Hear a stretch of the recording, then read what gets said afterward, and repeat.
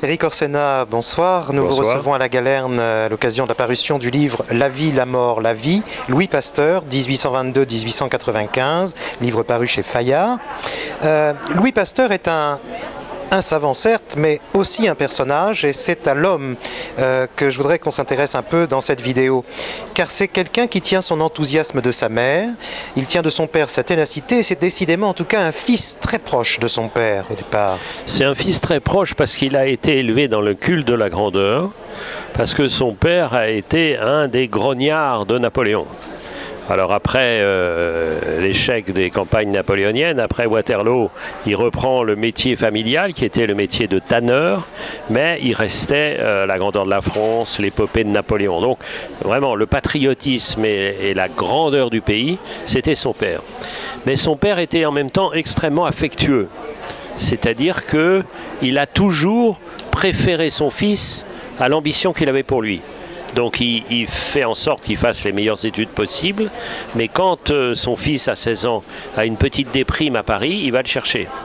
Donc c'est une famille extrêmement unie, parce qu'il avait une passion pour ses deux sœurs aussi, et il ne pensait pas du tout se marier. Il pensait, étant donné qu'il allait vouer sa vie entière à la recherche et à la science, il ferait un très mauvais mari. Et puis il a trouvé une fille qui s'appelait Marie justement, et qui était la fille du recteur de Strasbourg à l'époque. Et donc ensemble ils vont avoir 5 enfants, et ils vont mener une vie de compagnonnage absolu, d'alliance, d'alliage je dirais, et donc c'est quelqu'un de très froid vis-à-vis du reste du monde, mais d'extrêmement sensible vis-à-vis de sa famille. C'est pour ça que quand la mort a frappé sa famille, cruellement, puisque ses 2 sœurs meurent très vite, et que sur 5 enfants, il en perd 3 petites filles à 2 ans, à 9 ans, à 12 ans. Il a un caractère imprévisible, c'est quelqu'un qui ne rit jamais. A-t-il une haute estime de sa personne? Il a une très haute estime de sa personne, il sait qu'il a une mission, et il sait qu'il est le seul au monde à pouvoir remplir cette mission.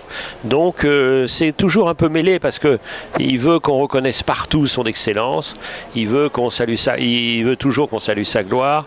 De son vivant, il se construit une légende, un tombeau, mais en même temps, ça va lui servir, parce que quand il va s'agir de créer l'Institut Pasteur pour soigner et puis continuer la recherche, comme il est connu dans le monde entier, évidemment les fonds vont venir à la fois des plus puissants, comme le tsar, comme l'empereur du Brésil, mais aussi des tas de petites gens qui vont contribuer. Et donc c'est cette gloire qui est très efficace et qui va lui permettre de créer l'Institut Pasteur, qui continue encore aujourd'hui avec 33 centres. Pour Pasteur, et là je cite ce que vous écrivez dans l'ouvrage, la science ne doit pas être une discipline esthétique, sorte d'art pour l'art, mais il faut toujours trouver des applications concrètes au progrès de la connaissance. Oui, c'est ça qui est formidable pour lui. C'est un chercheur fondamental, mais il s'oblige toujours à trouver des résultats.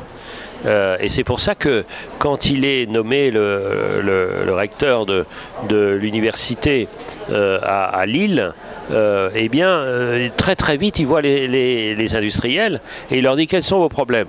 Alors ils ont des problèmes dans la betterave, ils ont des problèmes dans la bière, ils ont des problèmes dans le lait, plus tard ils auront des problèmes dans le vin. Et alors sa mission, c'est de résoudre les problèmes. Donc c'est pour ça que quand il y a un problème de santé publique, d'abord chez les animaux, on appelle Pasteur. Pasteur va sur le terrain et essaye de trouver l'agent responsable des maladies. Voilà. Alors, il n'a pas toujours été le précurseur. Nous ne passerons pas sous silence les rôles considérables de Pierre-Victor Galmier et d'Émile Roux. Et d'ailleurs, Pasteur lui-même se pose la question à un moment, et si je n'avais fait que reprendre ce que les autres ont découvert? Alors, évidemment, je reçois des lettres de gens qui me disent « mais non, c'est Pasteur qui a inventé ça, mais non, c'est pas lui, mais non, c'est des autres avant, mais non, etc. etc. » Alors, c'est vrai qu'il n'a pas tout inventé, loin de là. C'est vrai qu'il a pris des travaux qui étaient déjà relativement avancés, mais sa force, c'est d'avoir justement été au bout, d'avoir trouvé les mécanismes d'expérimentation et d'avoir trouvé après les financements. Donc c'est globalement un personnage tout à fait considérable, parce que c'est pas seulement le chercheur. Donc il y a sur tel ou tel point d'autres qui l'avaient précédé, mais globalement l'œuvre est immense. Comme son ami Claude Bernard, qui est le fondateur de la médecine moderne, parce que c'est lui qui a expliqué comment ça marche à l'intérieur d'un corps. Éric Orsenna, le dépit des écrivains sert-il toujours leur œuvre? Alors il se trouve que Pasteur et Hugo se détestaient. Ils se détestaient parce qu'ils étaient très différents. L'un avait des idées révolutionnaires, extrêmement généreuses, même si c'était payé par le prix du désordre, et puis une grande gueule. Alors que l'autre avait aussi une grande gueule, mais très sérieux, extraordinairement conservateur, etc. Et donc cette détestation a duré le siècle entier. Et c'était d'autant plus amusant qu'il y avait le savant, Pasteur, et l'écrivain, Victor Hugo. Et donc la question de ce dépit, de cette colère, évidemment, c'est un des moteurs. Si vous avez des amours qui se passent bien, vous n'avez aucune raison d'écrire. Si ça se passe mal, ou si vous avez des drames, comme d'ailleurs Hugo et Pasteur, qui ont eu les mêmes drames, puisque Pasteur a perdu 3 filles et que Hugo a perdu sa si chère Léopoldine. Donc au fond, il en a tiré un des poèmes les plus beaux de la langue française. Donc à chaque fois, un écrivain, je me rends compte maintenant, est une sorte de roi de l'économie circulaire. C'est-à-dire, il recycle tout. Donc on est des ogres et on recycle tout. C'est une belle formule.